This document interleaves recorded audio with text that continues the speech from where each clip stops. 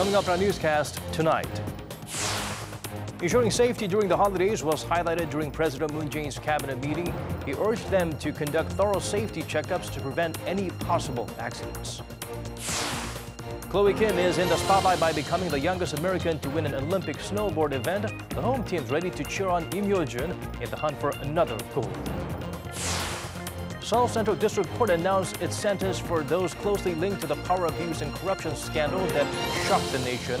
Choi Soon-sil, at the heart of the case, receives 20 years behind bars. NEWSCENTER begins now.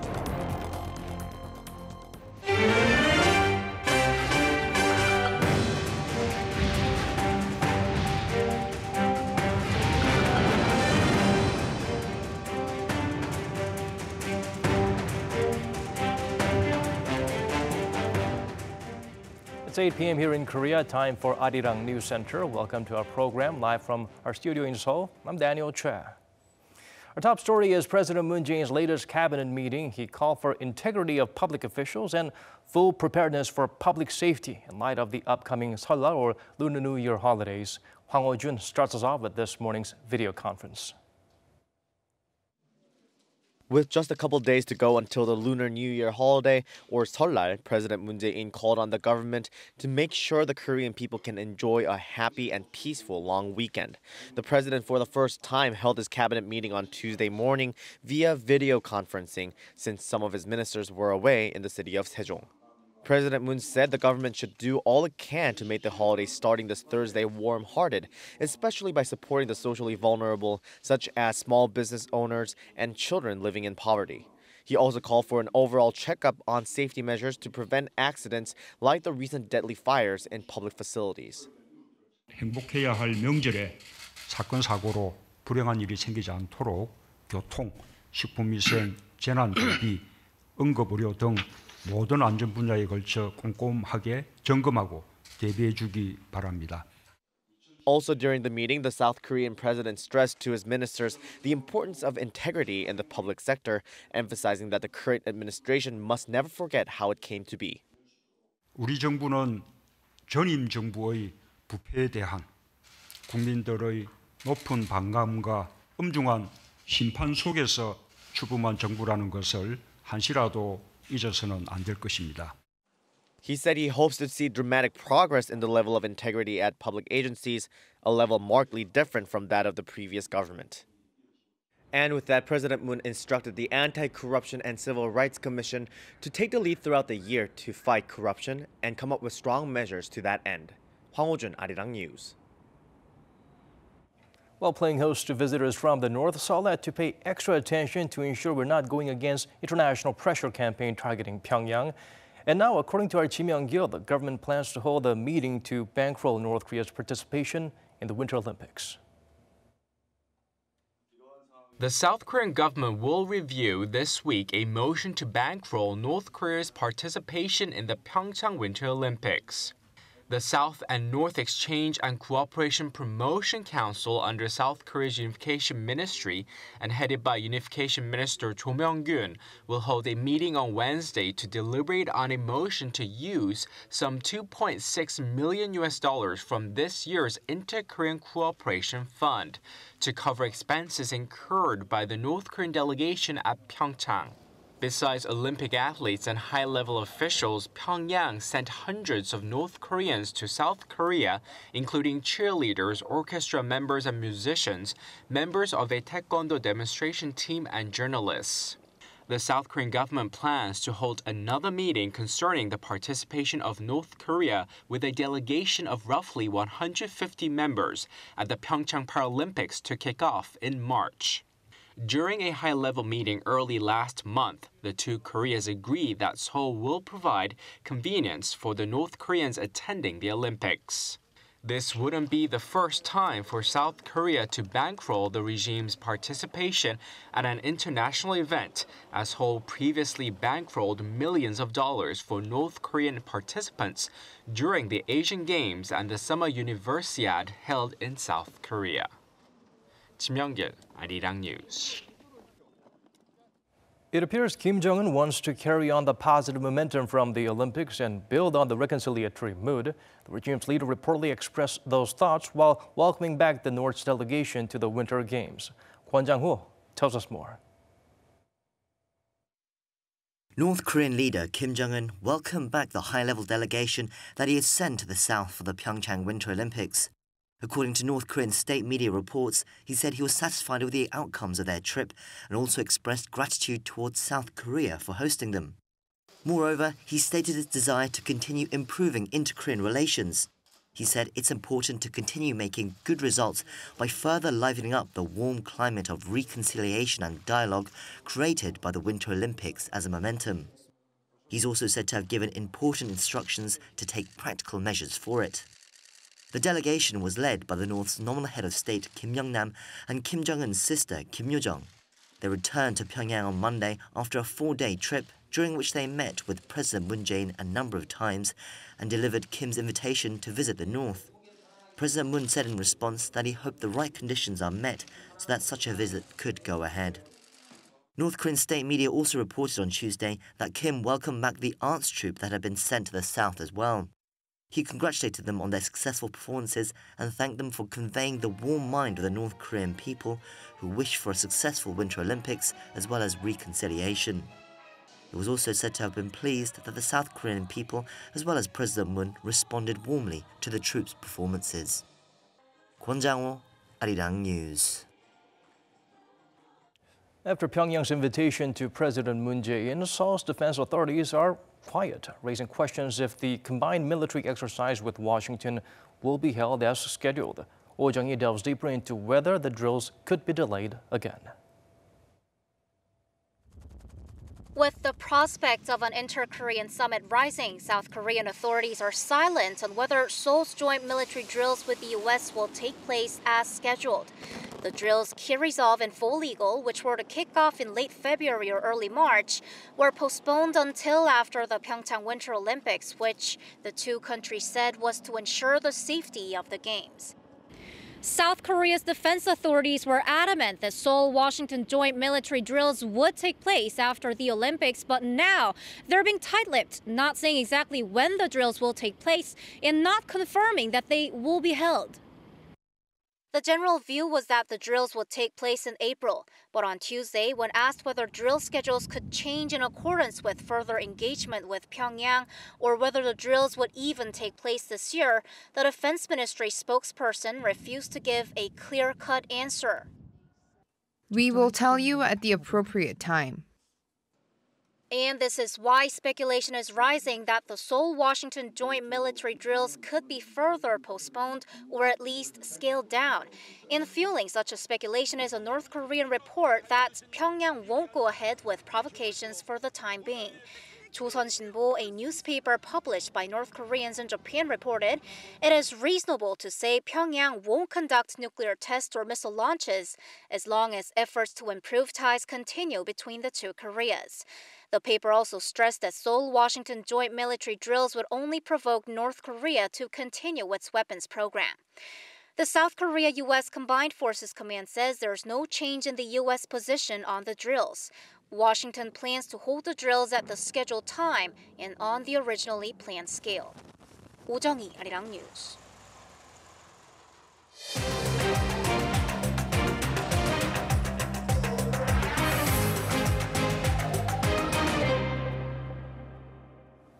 President Moon Jae-in says the U.S. also expressed willingness to talk to North Korea.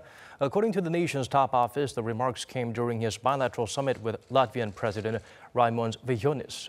Welcoming the visiting leader to the presidential office, Moon also asked for Latvia's support in its efforts to resume dialogue between Washington and Pyongyang. Vījonis here for the Winter Games recognized the Liberal leader's efforts to make the 2018 event an Olympics for peace, saying the historic visit to the South by the sister of North Korean leader Kim Jong-un over the weekend was meaningful in that it sent out a strong message from the secluded regime to the rest of the world. Japanese Prime Minister Shinzo Abe disclosed his opposition to retooling the 2015 Seoul-Tokyo Pact on the wartime sex slavery issue to his parliament. The matter is just one of many contributing factors in deteriorating bilateral ties. As such, attention shifts to the South Korean government's next diplomatic step. Cha Sang-mi provides an analysis of the situation and what's to come. The Seoul-Tokyo relationship seems to still be in limbo. Japanese Prime Minister Shinzo Abe on Tuesday told Japan's parliament that he had strongly called on his South Korean counterpart to abide by the agreement the two countries had reached on comfort women in 2015.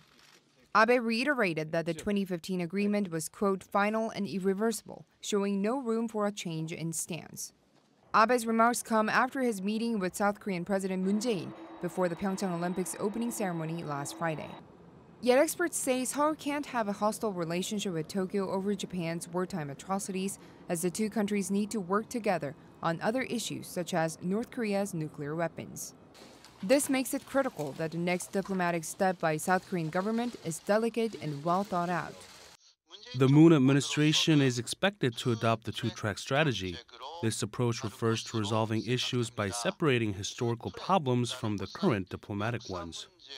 The expert says Tokyo had previously been so opposed to the strategy that Abe had at first even declined to come to PyeongChang for the summit meeting, but later decided to come as he valued cooperation with Seoul and Washington regarding North Korea's nuclear programs.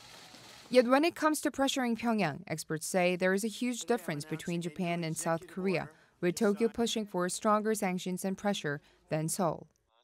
Since the gap between South Korea and Japan became clear during the summit, the South Korean government shouldn't make the comfort women issue into a big problem. It is more important to manage the issue with strategic ambiguity. The expert added that this is in line with the 1998 Japan-South Korea Declaration for Partnership, in which the two nations agreed to cooperate and look towards the future. Cha Sang-mi, Arirang News. In the domestic political arena, it's made official, a merger between two minor opposition blocs. Together they become the country's third largest party and will likely hold the deciding vote in parliamentary affairs. Kim Min-ji zooms in on the creation of a new party that could shift the political paradigm at the National Assembly. A new political power is on the scene in Korea with the launch of the pact party. Formed through a merger of the center-left People's Party and the center-right Pact Party, the new party becomes the country's third largest, with 30 parliament seats. It will have two co-leaders and also a number of political bigwigs, including two former presidential candidates under one roof. Our party will bring together rational conservatives and sound progressives to create a new party that reflects the spirit of the generation and meets the people's aspirations, to become a power that achieves sincere reform. What is the identity of the pact party? It starts from our determination to go on the right path for the prosperity and safety of the Korean people, the happiness of all citizens, and upholding the value and dignity of all people. The merger was rather unusual in that the two sides have opposite support bases, raising questions about whether they'll be able to work around their differences. The new party vowed to break away from the ways of the past, by which they mean ideology and regionalism, and write a new chapter in Korea's politics. They said they will position the party as a powerful alternative to the two major blocs. The launch comes about 2 months after the merger procedures began. But it was a turbulent process. More than a dozen lawmakers defected from the People's Party to form a new party of their own, saying the merger obscures the party's political identity. They created the Liberal Party for Democracy and Peace earlier this month. On top of the defections, the two merging parties had trouble until the last minute, fine-tuning their party identity and platform. In fact, practically speaking, the party will have fewer votes, about 27 or 28, since a few lawmakers have said openly they share the stance of the dissenters, but can't leave the party because they were elected by proportional representation. But the new party has enough seats to become a negotiating bloc, along with the ruling Democratic Party of Korea and the main opposition Liberty Korea Party. It will be seen as holding the deciding vote, together with the Party for Democracy and Peace, since the two biggest parties have a difference of only 4 seats. In the opposition-led parliament, it remains to be seen how the ruling bloc will get along with the new young parties. Depending on how the minor opposition parties position themselves, it could empower either the ruling bloc or the main opposition. Kim Min-ji, Arirang News. We now turn our attention to the massive corruption scandal that led to the nation's first ever impeachment of a democratically elected leader. A court made a ruling this afternoon on the case of the disgraced president's longtime aide Choi Soon-sil, 20 years behind bars. Jong-un has the verdict, which could have an impact in the case of Park Geun-hye, the ousted president. The Seoul Central District Court ruled this afternoon that Choi Soon-sil will have to serve 20 years in prison, pay $17 million worth of fines, and forfeit almost $7 million more. The announcement came around 4:30, over 2 hours past the scheduled time. Choi's sentence is 5 years shorter than what was demanded by state prosecutors, but it's the heaviest sentence among the people involved in the corruption scandal. Choi is a longtime confidant of former President Park Geun-hye, who was removed from office last year for corruption. She's accused of meddling in state affairs, even though she held no official post in the Park administration, and was charged with 18 counts of corruption. The court also acknowledged as bribes the money she coerced businesses into paying to 2 non-profit organizations she controlled. Choi's sentencing, not open to the public, could provide hints about the sentencing of Park Geun-hye, which is scheduled for late March. Also out today, a ruling on An Jong-bum, the former senior presidential secretary for policy coordination under Park, who was involved in Choi's influence peddling. He was sentenced to 6 years in prison, a little longer than was expected, with a fine of $92,000. In the case of Lotte chairman Shin Dong-bin, he was charged with paying Choi more than $6 million in bribes, plus donations by his company to her foundations. He was sentenced to 2.5 years in prison and was taken into custody immediately in court. As for the former senior presidential secretary for civil affairs, Woo Byung-woo, his sentencing, originally planned for Wednesday, has been postponed to next Thursday to allow more time for reviewing documents. He is charged with concealing the corruption scandal. Lee Jong-un, Arirang News.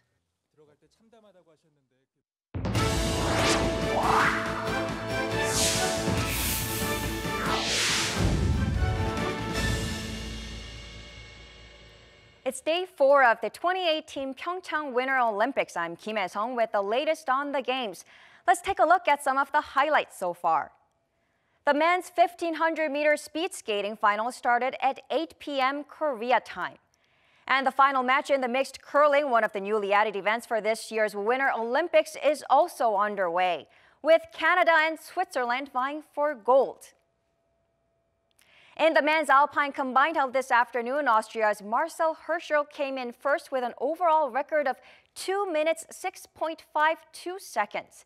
And South Korea's Kim Dong-woo, the only skier from Asia in the event, ranked 33rd, and he is the first South Korean skier in 26 years to finish the race.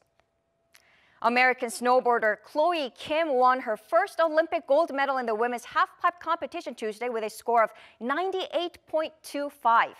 Her near-perfect score and aerial tricks have already earned the 17-year-old star a nickname, GOAT, the greatest of all time. And that brings us to the medal tally. Germany is on top of the list with 4 gold medals, 3 from biathlon and 1 from ski jumping. The Netherlands is in second with 3 gold medals, boosted by its dominance in speed skating. The United States ranks 3rd, and Austria, boosted by its gold in alpine skiing today, ranks 7th. And South Korea, the host country for the Games, is 9th with 1 gold medal.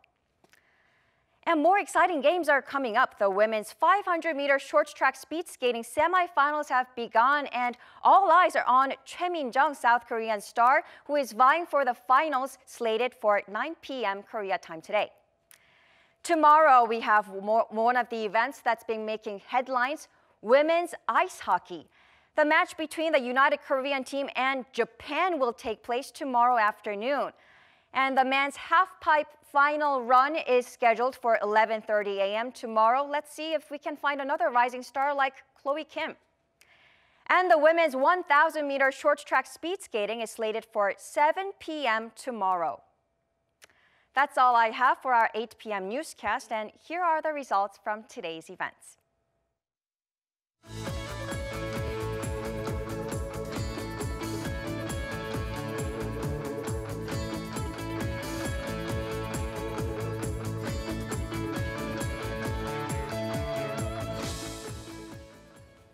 Thank you for that, Ha-sung. And for the first time since arriving in South Korea last week, Pyongyang's cheerleaders got a chance to do some sightseeing in the nation. Over in Gangneung, they did not say much, but wherever they went, the team grabbed the attention of passers-by. Jong-un takes us to the scene.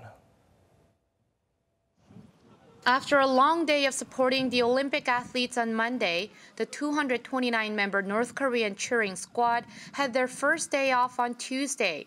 They spent the day having a tour around Gangneung, one of the Olympic host cities. The first destination for the North Korean cheering squad is Gyeongpo Beach, where dozens of reporters and spectators have gathered to get a glimpse of them. Reporters shouted questions to the troupe, but the squad members were careful in their responses. A number of them also jokingly complained that it's hard to enjoy the view with the reporters in their way.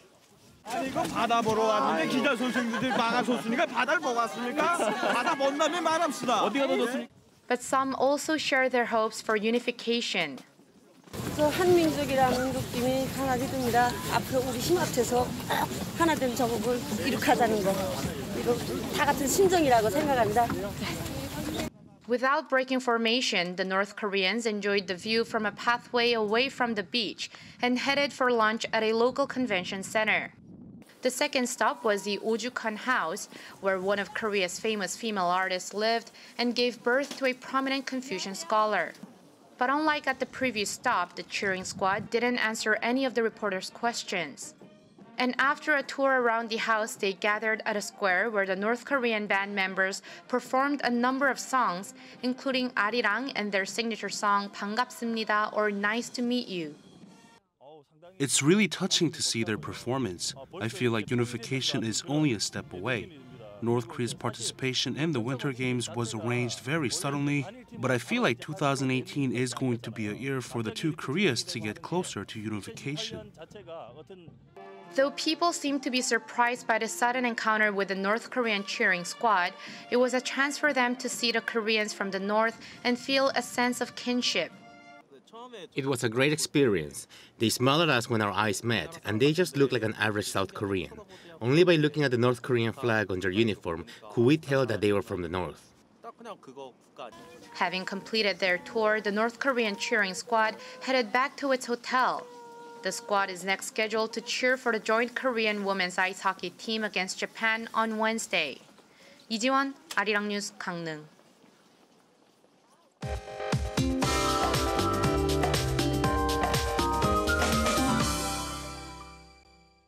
Time to turn to Michelle Bach at the Weather Center for the updates you need. Michelle, I bet many people are hoping this mild weather stays with us, but what are the conditions right now like?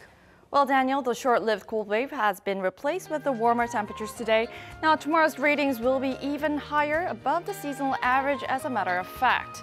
However, starting tonight, the fine dust is expected to blanket the western regions as well. Now, there's also snow in the forecast in the central areas in the morning. Now, Seoul can expect less than 5 millimeters of rain, while the eastern regions, such as Gangneung province, will get more of the snow. Now, Seoul starts the morning above 0 degrees tomorrow at 1 degree Celsius. Daegu is a bit chillier at -2 degrees, Busan at 4 degrees. Into the day, Seoul hits up to 8 degrees, Gwangju 13, and Busan at 14 degrees. Now, this week's temperatures will stay around the seasonal average levels under clear skies, of course, and a great booster to make your 4 days Seollal or Lunar New Year holiday the more memorable one.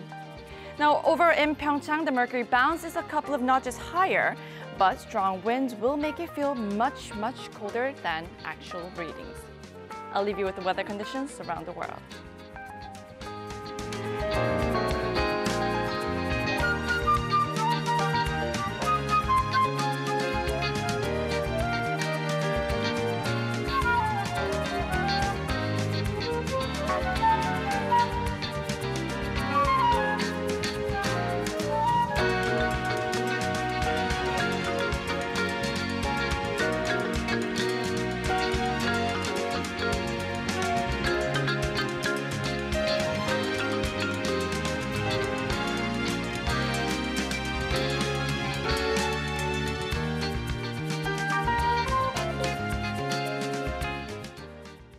This is where we wrap up our newscast. To all the Olympians out there, best of luck, and do remember to hold your head up high regardless of the outcome. Thank you for staying with us.